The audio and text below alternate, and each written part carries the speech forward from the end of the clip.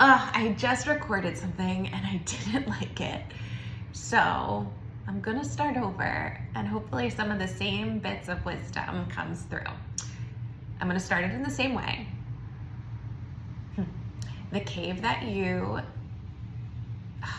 man, I forgot it. I forgot it. The cave that you fear to go into holds the treasure that you seek. The cave that you fear to go into holds the treasure that you seek. That is from Joseph Campbell. Okay. What are you afraid of? What are you avoiding? How are you distracting yourself? How are you spending your time, and is that really fulfilling? Is it coming through you, or is it a distraction? Is it an avoidance? Is it a repeated pattern out of familiarity? It's what you always do. Now, are you avoiding and distracting yourself by scrolling on your phone, or watching TV, or even listening to music, or exercising, or shopping, or even meditating, over meditating? I sometimes do that. I invite you to be curious and inquisitive about what you are avoiding, because it's protective. Though perhaps this is the time right now to confront it in some way. And it's also the time right now to be, like really be. And if you are being, you are not necessarily avoiding and distracting. Being is listening, following what lights you up and excites you and is fun. We are here to have fun. We came here to experience life through senses, through this body. That's my belief. And so what did you come here to experience? Did you come here to experience working all the time? This is different than the other message. That's good. This sounds better. Did you come here to experience the same old repetitive patterns day after day? Did you come here to experience doing what other people want you to do or told you how to be? Did you come here to go to school, to find a job, to buy a house, to be in debt, to work really hard for financial security? For what? For what? To save for retirement so that maybe when you are 65, 70 years old, you can then have fun? My experience, the people that are doing that or have done that, they get to retirement and then they're too tired, or they're in so much pain, they hurt themselves, or they get sick.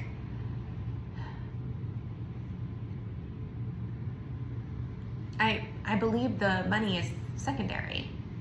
Yes, we need it to survive. But are you doing it because you fear something? Well, if I quit this job, then I might not be financially secure. But what does that say? What beliefs lie under that? The belief that there's not enough money? The belief that you're not worthy of the money? The belief that you can only make money if you work hard? The belief that you need a certain level of education or degree or letters next to your name? I mean, I struggle with that. Like, could I be doing this? Would I be this successful if I didn't spend the time going to the School of Social Work and getting my license? Maybe. I'll never know for sure, but I question that now. And I don't regret any of it, but I do think it's worth pondering, because contemplation opens up inspiration to then look at things and perceive things differently, to then take action that is guided more by your true essence. Because we're told by something else, by someone else. Hey, you should do this. You should do this. You got to go to school. You need this degree. You need these letters next to your name. It's different if you're doing it because you're passionate about it and you want to learn about it. I'll be honest, I didn't want to learn social work. I wanted to do therapy, and psychologists do more testing, and it was a much longer program. It was longer years to get there. They might make more money, but my years at social work school sucked. It was repetitive. I didn't study. I didn't need to, not because I'm like super smart or anything, but because, I am smart, but not because I knew everything. It was, I didn't need to, because I didn't care about my grades, and everything that was being tested on was a part of the lectures and the PowerPoints. So I didn't read like I did in undergrad. It gave me more free time. So that part was nice, but it was a lot of money that was put into something that, unfortunately, the only benefit of it was the field work. So I am thankful for that. I don't know if this is necessarily helpful, but this is what's coming up, and so I feel like it's worth sharing. And I share it because I invite you again to question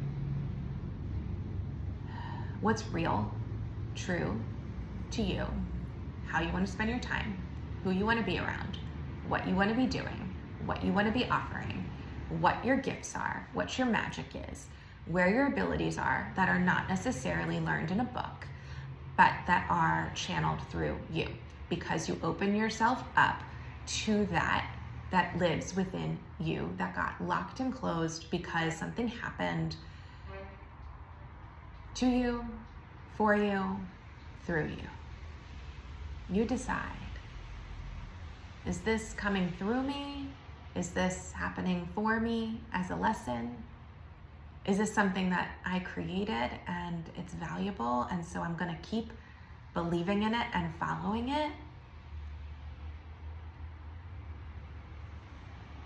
And if you haven't ever considered those things, well then start. And notice again how you are distracting, avoiding, numbing, that's maybe keeping you from creating and living and being in line with what sparks you, with what lights you up. I believe in you. You amaze me. That's what I got for today. So